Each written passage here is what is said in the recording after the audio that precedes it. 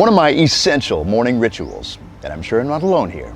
is to indulge in a good cup of coffee. This is my daily Kickstarter. Wakes me up, gets my mind focused on the day. What's better, have it with a little bit of toast, or a croissant, a toasted waffle perhaps, or if you've got a sweet tooth, a little brownie. Or that little round treat. You know the doughy snack with the hole in the middle? What do we call that again? What do we call that? ขนมวง What's that? I think it's the first time I've seen this. Is that not a donut? I mean, that looks like a donut.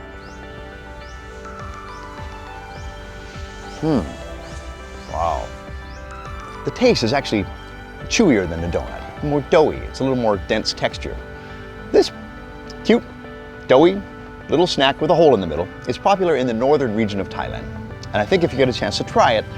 you'll be hooked. It's great with coffee. And today, I have the distinct pleasure of learning the backstory of a northern dessert called Khanom Wong.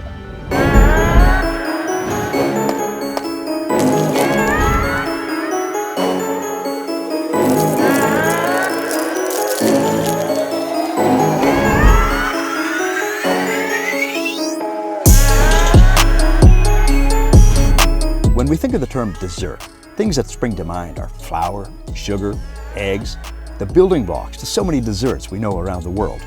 Then mix in some other ingredients, apply some heat and some other local cooking techniques, and what do you get? A variety of delicious pastries and sweet delights, like donuts. Donuts are popular almost everywhere around the world, and different places will have their own unique variations of this sweet, holy treat. Essentially, donuts are fried dough. Its origins can be traced back over 400 years ago from a fossil that was dug up in Manhattan. It's believed that Dutch settlers were the ones who brought a type of oily cake to New York. Further up in Maine, a mother of a ship captain named Hanson Crockett Grigory apparently prepared some fried dough as a snack for her son to take on board a ship, which later became a popular snack for the men at sea and then much later for the men at war during World War I. These days, donuts are popular almost everywhere around the world, including here in Thailand. But what's more interesting, Thailand also has its own unique version of a type of donut, perhaps predating the global version, and it's known locally as Khanom Wong. In Thai, the word khanom means snack, and that can be used to describe something sweet or savory. And the word wong means something that is round, circular. And this is starting to make sense because essentially a donut is a small, round, circular snack. Khanom Wong is a local snack up in northern Thailand, a region with its own unique identity. And much of the influence dates back to the 13th to 18th century Lanna Kingdom, which is reflected in not only the art, the culture, beautiful temples, traditional dance performances, the individual northern tribes' way of life, right down to the fascinating food culture, unique unto itself.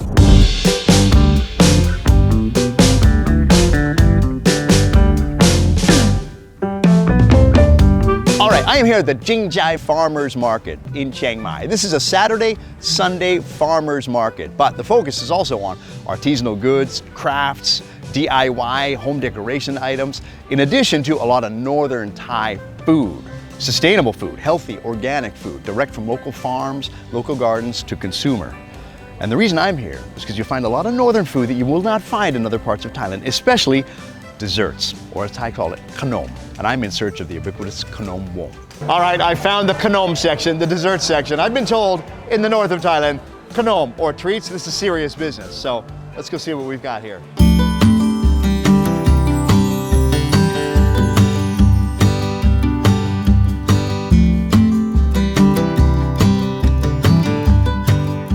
I'mอยากจะมาหาขนมวงมีไหมครับมีค่ะ They have ขนมวง That's it ขนมวงปกติขายเป็นยังไงครับพี่ขายเป็นไม้ค่ะไม้ละ20 บาท 20 baht that's all 60 cents US for 3 came all this way for the ขนมวง gotta taste it Wow That is nothing like a donut This is its own identity This is its own thing Much denser than a donut Much more flavorful actuallyแล้วก็มีอะไรข้างในเส้นๆขาวๆนี่คือมะพร้าวค่ะแล้วชิ้นที่เรนเดอร์กำลังจิบชิมน่ะคือมันม่วง Some of the ingredients include coconut meat and the sweet potato that comes in that purpley texture very different from a donut แล้วคุณเป็นคนทำเองใช่ค่ะ I met the guru one of the only people making Khanom Wong here in the market and she seems to be the local expert I asked her nicely when you close up your shop can you please teach us how to make Khanom Wong and she said of course which is so awesome. We're going to do a Khanom Wong workshop.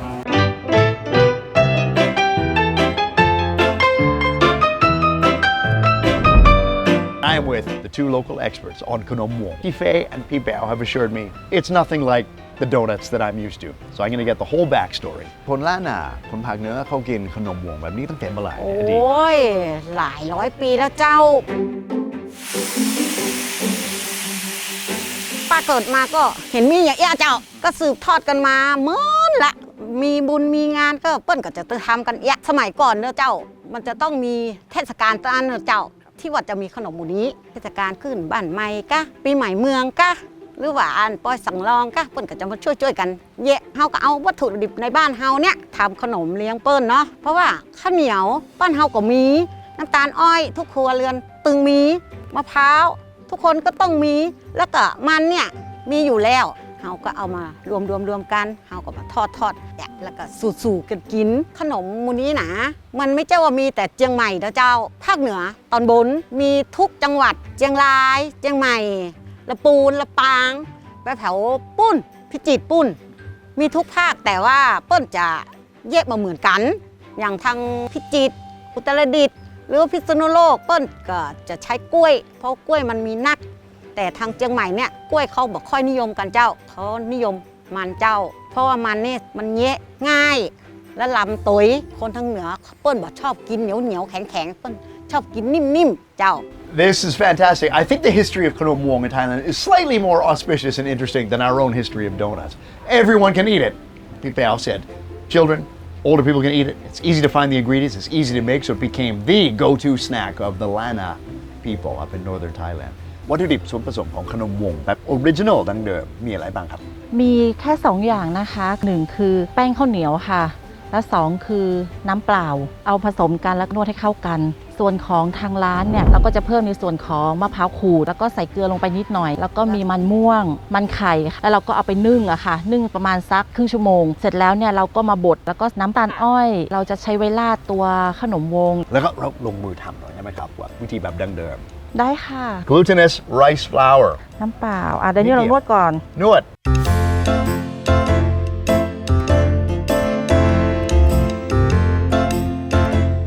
How's it going there? โอเคได้แล้ว Okay. อันนี้เราเก็บไว้นี่ก่อนนะคะพักแป้งไว้แป๊บนึง So we're going to let this sit, let it rest for about 20 minutes to get that dough really ready to rise up, and then we're going to make the more modern version of Khanom Wong. เริ่มต้น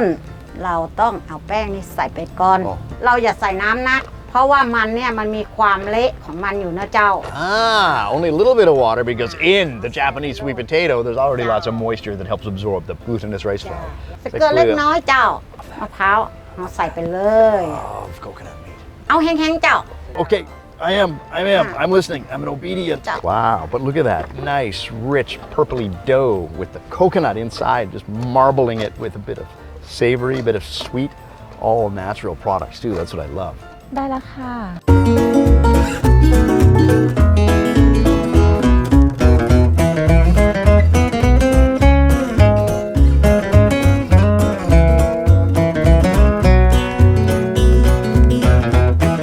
And now, we've already got our hands dirty. Now, we're gonna mold and sculpt our dough into the little round, holy in the middle treats called Khanom Wong.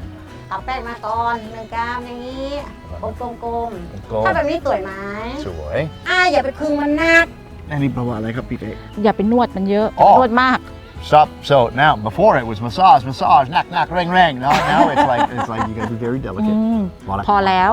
That's why the Khanom Wong in northern Thailand are small like this. Put it in your mouth in one go. So, other than round little donuts, Khanom Wong, we're gonna try and make some other shapes here too.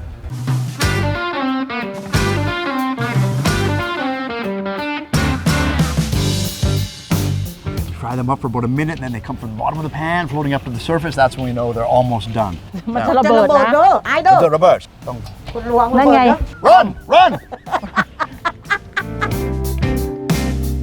Look at that. Gorgeous. Two-tone color, crispy golden. Caramelizing the cane sugar into like a right nice rich caramel that we're going to glaze the tops of our Khanom Wong with. พี่แป๋วทำไมพวกนี้ไม่ได้ระเบิดเลยที่มันไม่ระเบิด1 มันมีมัน Ah. สองมันมีมะพร้าว Interesting. It's the sweet potato, the regular potato, and the coconut meat inside that gives it a little more density, reduces the air pockets. That's why we're not getting the explosions from this version compared to the original version, which is just the glutinous rice flour and water. It's not gonna work. Okay. Let's see.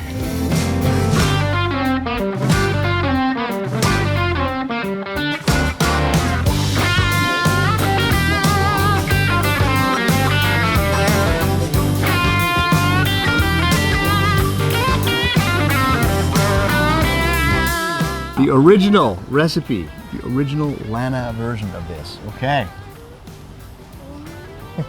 That is so chewy, so doughy, and sweet, but not at all like a donut that I'd see in my home. Much chewier. It's got a really nice, fragrant, aromatic smell. Knowing that. หอม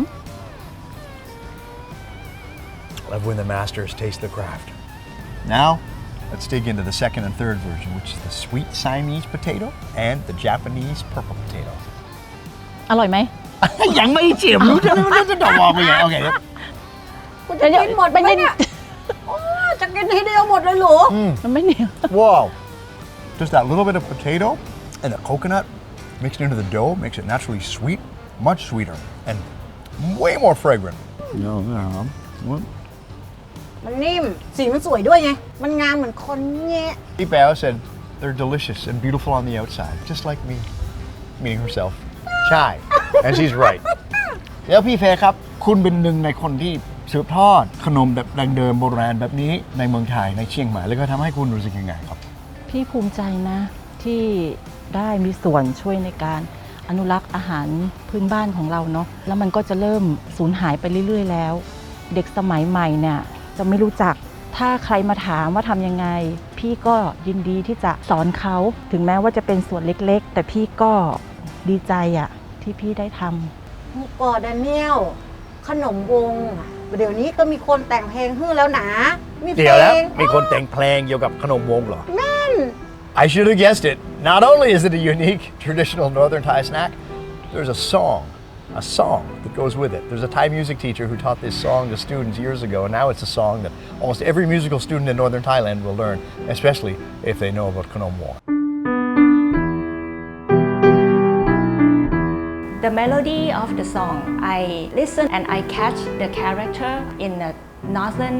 music of Thailand, and then I compose by myself to create the Khanom Wong song. So I started with the melody that is very slow. It's like we are making a dough. And the second part is like a sprinkle of the sesame and we do the sauce. It's like a staccato. It's the music term for dancing and jumping